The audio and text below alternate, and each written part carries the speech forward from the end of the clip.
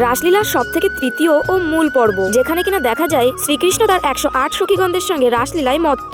তবে হঠাৎ করে যখন তাদের রাসলীলা ভঙ্গ হয়, এমতো অবস্থায় শ্রীকৃষ্ণ বুঝতে পেরে যান এখানে কোনো পুরুষ মানুষের উপস্থিত হয়েছে। এরপর শ্রীকৃষ্ণ বাবা ভোলানাথকে তার ছদ্মবেশে ধরে ফেলেন। এরপর শ্রীকৃষ্ণ বাবা ভোলানাথকে অনেক রিকোয়েস্ট করেন সেখান থেকে চলে যাওয়ার জন্য। তবে মহাদেব তার কিছুতেই কথা না মেনে রাসলীলায় উপস্থিত থাকতে চান। তখন শ্রীকৃষ্ণ তাকে অভিশাপের ভয় দেখান। তখন বাবা ভোলানাথ শ্রীকৃষ্ণকে জানান, হে গোবিন্দ, আমিও তো তোমার ভক্ত, তোমার রাসলীলায় তো আমারও উপস্থিত থাকার অধিকার রয়েছে। তখন শ্রীকৃষ্ণ তাকে জানান, এই রাস তুমি দেখতে পারবে না। মহাদেবের অনেক রিকোয়েস্টের পর শ্রীকৃষ্ণ তাকে কথা দেয়, মানব জীবনে যখন তিনি স্ত্রীর রূপ ধারণ করবেন তখনই তিনি এই রাসলীলা দেখতে পারবেন, যেটি কিনা অনুষ্ঠিত হবে শান্তিপুরে। রাসলীলা অনুষ্ঠানে যে সকল সখীগণ উপস্থিত থাকেন প্রত্যেকের মনের বাসনা গোবিন্দ পূর্ণ করে। এই উদ্দেশ্যে বাবা ভোলানাথও নিজের একটা মনের ছোট আশা জানিয়েছিলেন। তিনি গোবিন্দকে জানিয়েছিলেন, আমি তোমাকে ও রাধারানীকে একত্রে যুগমিলনে দেখতে চাই। এই কথা শোনার পর শ্রীকৃষ্ণ তার বাম পাশে রাধারানীকে উপস্থিত রেখে মহাদেবকে দর্শন দেন। আর এই যুগমিলনের সঙ্গে সঙ্গে আমাদের এখানে রাস অনুষ্ঠানও সমাপ্ত ঘটে। তোমরা কমেন্টে জানিও এই রাস অনুষ্ঠান তোমাদের ঠিক কেমন লাগে। আর ভিডিওটা যদি ভালো লেগে থাকে অবশ্যই একটা লাইক করে দিও।